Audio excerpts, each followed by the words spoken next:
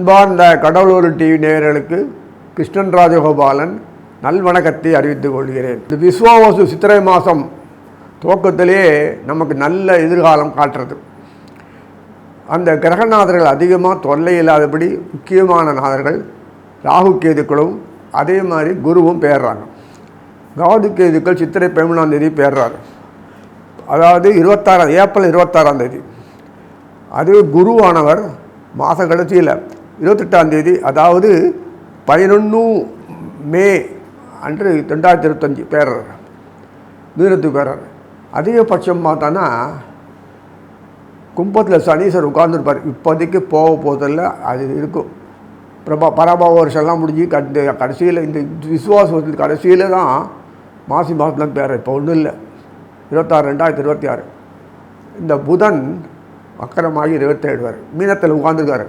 மீனத்தில் யார் உட்காந்துருக்காருன்னா புதன் உட்காந்துருக்கார். சுக்கரம் வக்கரமாகி சரியாகிடுறார். அதுக்கு பிறகு நம்ம ராகு இருக்கார்.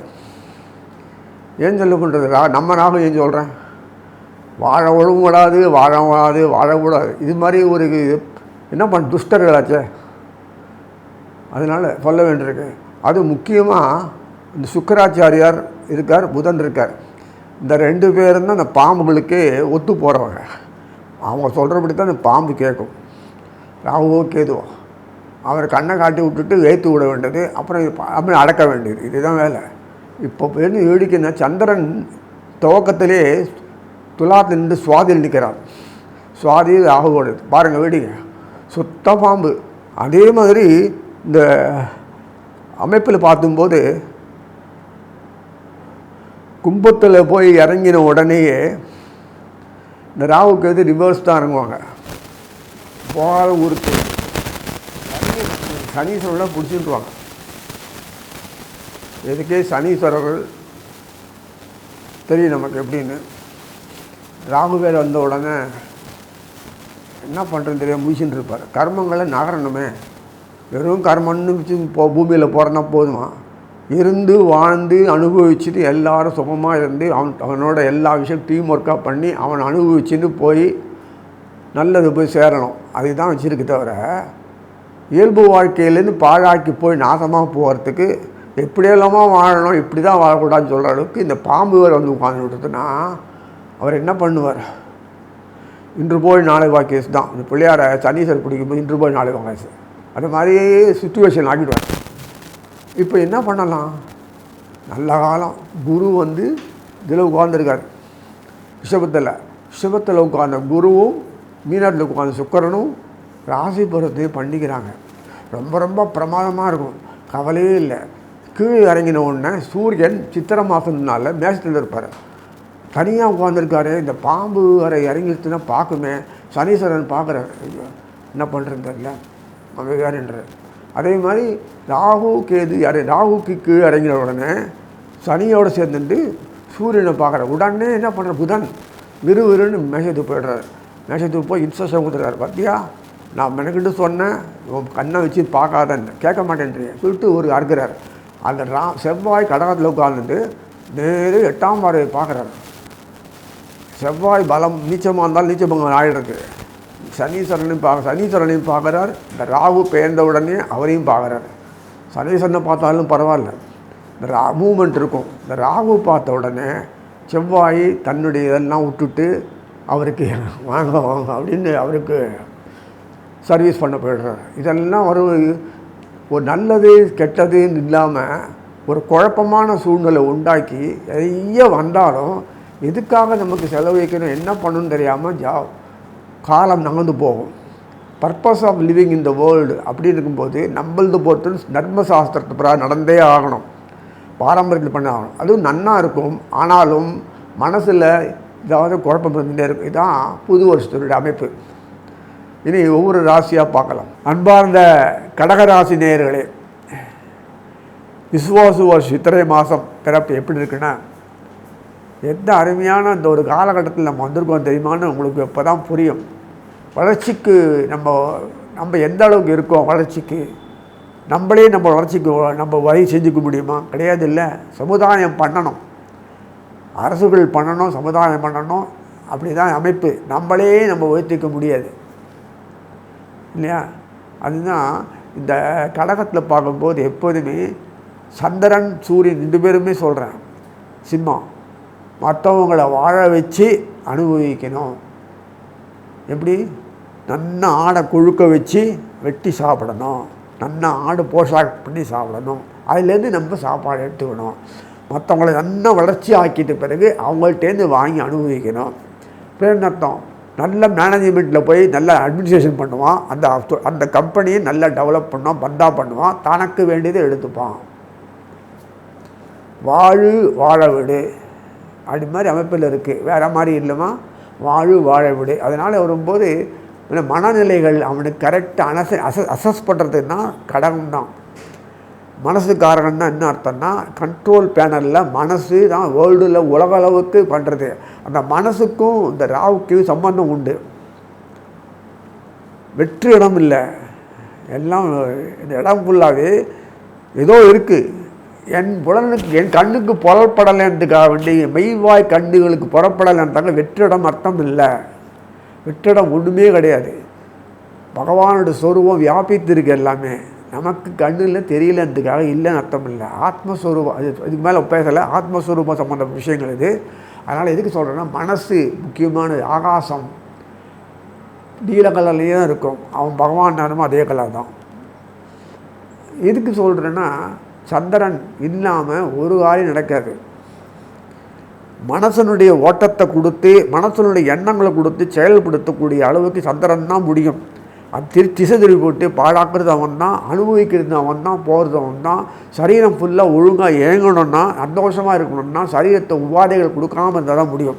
எல்லாம் இருக்குது, மனசை நிம்மதியே இல்லை அப்படின்னா என்ன பிரயோஜனம்? எனக்கு ஒரே குறையாக இருக்குது, அந்த குறை சர்வீஷனே கிடைக்க மாட்டேங்குது, ரொம்ப ஒரே குழப்பமாக இருக்குது சொன்னால் எது? சந்தனம் பண்ணுற வேலை மனசு. அதனால சந்திரன் இந்த பாவத்தை பண்ணுறதுக்காக வேண்டி சும்மாலாம் இது மாதிரி பண்ணிகிட்டே இருந்தால் பாவத்தை பண்ணி வாழ விடாத பண்ணோம்னா கிருஷ்ணர் அவர் குலத்தில் பிறந்தார். ஆசைகளை தூண்டி விடுவான், காமத்தை தூண்டி விடுவான், பொருளை போகத்தை தூண்டி விடுவான், அடுத்தவனுக்கு போகிறதான் அவனை ஒரு வழிச்சிட்றான் அப்படின்னு சொல்லிட்டு வழி சூது வேலை பண்ணுவான். இதெல்லாம் வேணும். சந்திரன் இந்த ஈர்ப்பு அப்பா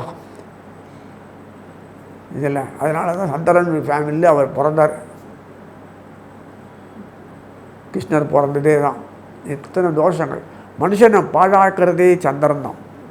மனநிலையை கொடுத்துட்டு உழைச்சிட்டு தப்பானது ரைட்டுன்னு சொல்லிட்டு ரைட்டு தப்புன்னு சொல்கிறது, மாசம் பண்ணுறது, புரண்டுப்படி இதுதான் கிடையாது, நான் கண்ணால் பார்த்தா கூட இதுதான், கேட்டேன் காதால் கேட்டேன் அப்படின்னு இதுதான் இப்படி தான் இருக்குன்னு நினச்சேன், இப்படி சொல்லி இப்படியே அடங்காப்படத்தை பண்ணி நாசம் பண்ணுறது. அவனுக்கு தொலை போகிறது என்ன? செவ்வாய் தான்.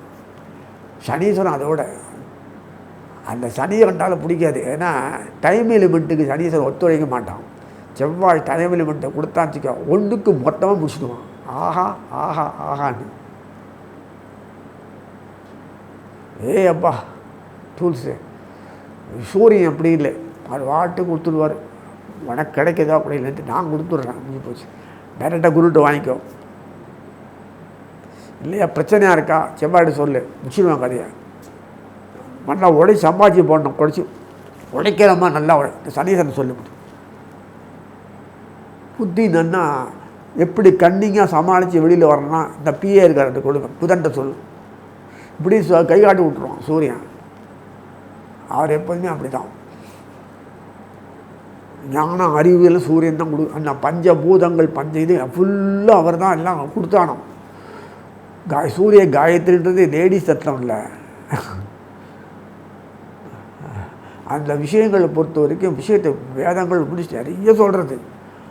உடம்பு ஆரோக்கியம் இருக்கணுமா, மனசு தெளிவாக இருக்கணும், உடம்பு பலமாக இருக்கணுமா, ஆனந்தமாக இருக்கணும், அனுபவிக்கணுமா, தேவையான அளவுக்கு இருக்கணுமா, செல்வாக்கோடு இருக்கணுமா, அத்தனை இருக்கணுமா,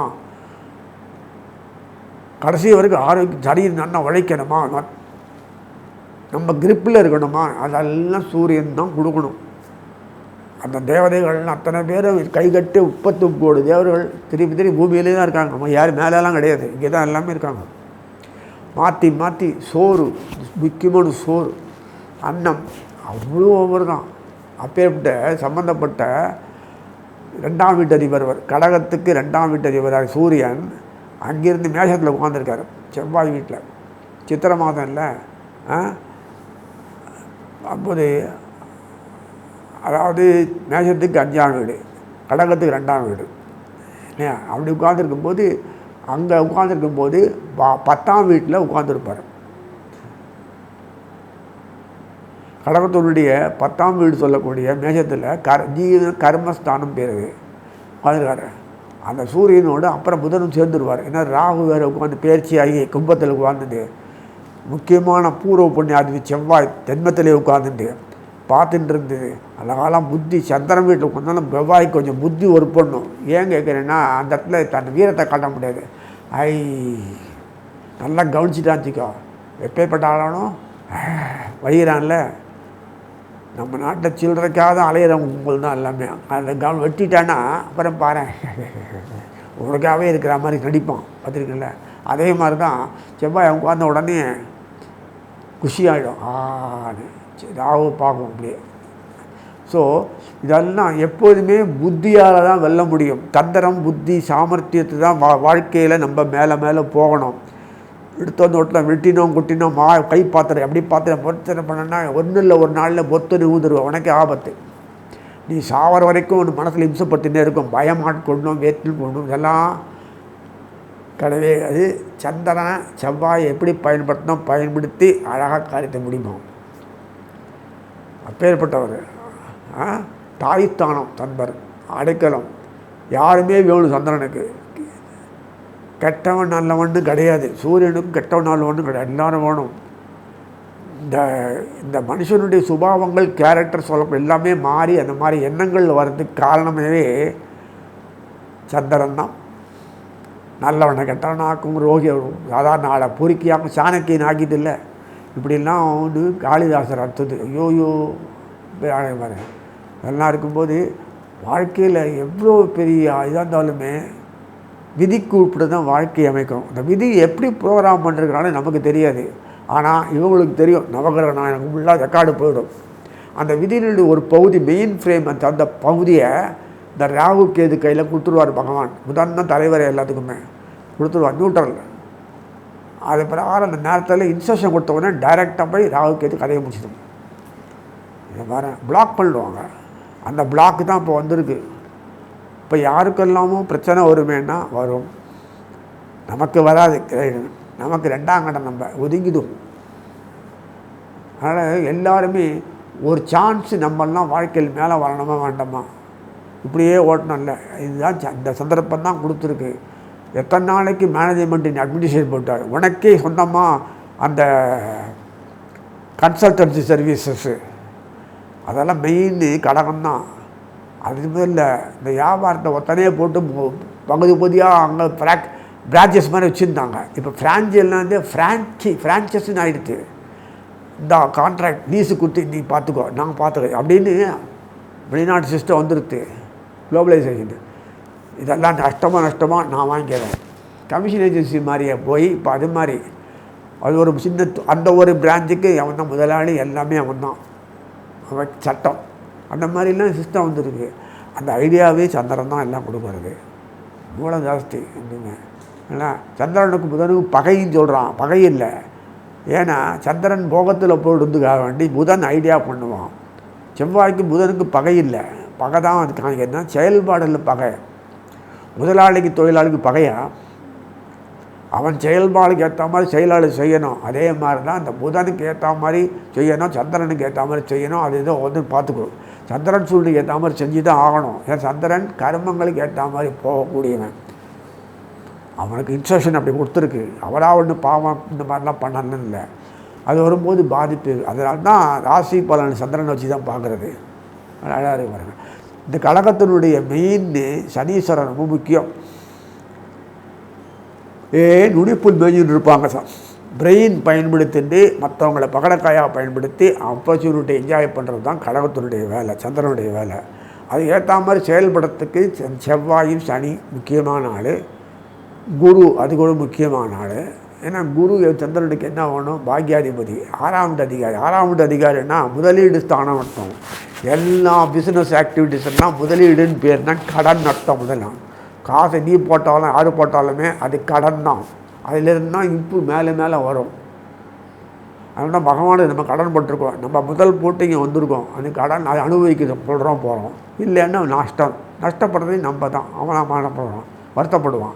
அதனால் இதே மாதிரி புண்ணியங்களை பண்ணால் நான் சந்தோஷமாகும். அது மாதிரி எதுக்கு சொல்கிறேன்னா, இன்னார் இதுவான்னு இல்லாமல் ஒரு அனுபவிக்கக்கூடிய அமைப்பு தான் அந்த கடகத்தில் கொடுத்துருக்கு. பாக்யாதிபதி வீட்டில் பாருங்கள், வேடிக்கை பாருங்களேன். கடகத்தினுடைய பாக்கிய வீடு குரு வீடு தான்.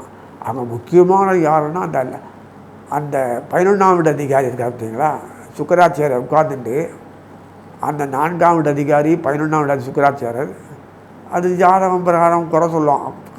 அம்மா ஒரு பாதகாதிபதி அதெல்லாம் வேண்டாம். இங்கே அது பிரகாரம் ப்ரோக்ராம் பண்ணிருக்கான்.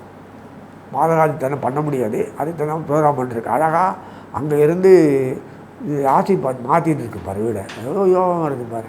அதனால் கடகத்தினுடைய சம்மந்தப்பட்ட விஷயங்களில் பார்க்கும்போது சனீஸ்வரர் முக்கியமான பார்த்து பிரமாதமாக செய்கிறார். கூடையே தாகு இருக்கான்னா அது அந்த மாதிரி ஆக்டிவிட்டி பண்ணுறது, அவ்வளோதான். சப்போர்ட்டிவ் எப்போதுமே உழைப்பாளி இன்ஸ்ட்ரக்ஷன் ஃப்ரம் மேனேஜ்மெண்ட் கொடுத்தா தான் பண்ண முடியும். முதலாளி அவனாக பண்ண முடியாது. இது சனீஸ்வரனே ஒரு முதலாளி தான், கர்மங்களுக்குலாம் அவன் தலைவர். அவரை கூட சேர்ந்துட்டு ராகு ஹெல்ப் பண்ணுறாரு. ஸோ பிரச்சனை இல்லை. அங்கே இருக்க நட்சத்திரங்களை பாருங்கள், அவிட்டம் சதயம் புரட்டாதி, இந்த 3 நட்சத்திரம் இருக்குது பாருங்கள். அவிட்டம்னாலும் சரி, செவ்வாய் இது, சதயம் ராகுவோட மூலத்திருவான வீடு அதே தான் அவர் ராகு வீடு, புரட்டாதி குரு வீடு, 3 பாலம் அங்கே இருக்குது இல்லையா, அருமையாக.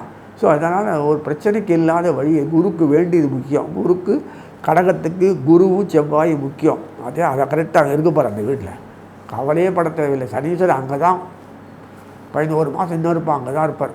ஸோ இந்த விசுவாசம் மாசி மாதம் வரைக்கும் அங்கே இருப்பார். அப்படி ஃபுல்லாக நம்மளுடைய சந்திரன் ஒரு பிளான் பண்ணான்னா இம்ப்ளிமெண்ட் பண்ணால் விட மாட்டார். அதை பிரமாதம் நடக்கும். குடும்பத்தில் பொறுப்புகள் அறிவார், அருமையாக டீல் பண்ணுவார். குடும்பத்தில் ஒரு நல்ல இம்ப்ரூவ்மெண்ட் இருக்கும். எல்லாருக்கும் கடன் உபாதைகள்லாம் இதுக்கு சொல்லிக்கிறோம், வெளியில் சொல்லிக்கிறோம். இவங்களாம் கடனே கிடையாது. ஏன்னா பப்ளிக் ரிலேஷன் ரொம்ப ஜாஸ்தி வாங்கிருக்கலாம். they know how to tackle the whole problem. அதுதான் மேனேஜ்மெண்ட் சொன்னேன்லே அது. அதனால் கடன் உபாதை என்ன இருக்காது. சொத்து பத்தெல்லாம் வரும், நிறைய வரும். தேடி போகாது இத்தனை நாளாக இல்லாத திடீர் சொத்துக்கள்லாம் வர ஆரம்பிச்சிடும். இப்படி இதெல்லாம் வரும்போது பிரச்சனைகள் சாண சொல்யூஷன் ஆகிடும். எதிராளியே நண்பன் ஆகிடுவான். அப்புறம் என்ன பிரச்சனை. அதனால் இப்படி ஒரு அமைப்பில் சந்திரனுக்கு அந்த கடகத்துக்கு இருக்கும். பூர்வ புண்டி சொல்லக்கூடிய அர்த்தம் நல்ல செவ்வாய் அருமையாக செயல்படுறாரு. தேர்ந்தத்தில் உட்காந்துட்டு அயனசைன போகத்தில் உட்காந்துட்டு குரு உட்காந்துருவார். கவலைப்பட தேவையில்லை. 6ஆம் வீட்டு அதிகாரி 12ஆம் வீட்டில் உட்காரலாம், தெரியல. இப்படியெல்லாம் பண்ணிச்சிருக்கு. அதனால் ஒரு பிரச்சனை இல்லை. அயனசைனம் பொறுத்த வரைக்கும் 3 சிறப்பாக நடக்கும். அதனால் ஒரு பிரச்சனைக்கு இல்லாத வழியே இல்லை. கேள்விக்குறி சொல்கிற மாதிரி இந்த மாதத்தில் எதுவுமே இல்லை. அதனால் கடகத்தை பொறுத்த வரைக்கும் உற்சாகமான வரவேற்போட சுகபோகங்கள் வந்து அனுஷ்டி அப்படியே தருன்னு சொல்லி வாழ்த்தி அமைகிறேன். கடவுள் அருள் டிவியை பார்த்தமைக்க நன்றிகள். மேலும் இது போன்ற தகவல்களை தெரிந்து கொள்ள கடவுள் அருள் டிவியை சப்ஸ்கிரைப் செய்யுங்கள். மறக்காமல் பெல் ஐக்கானை கிளிக் செய்யுங்கள்.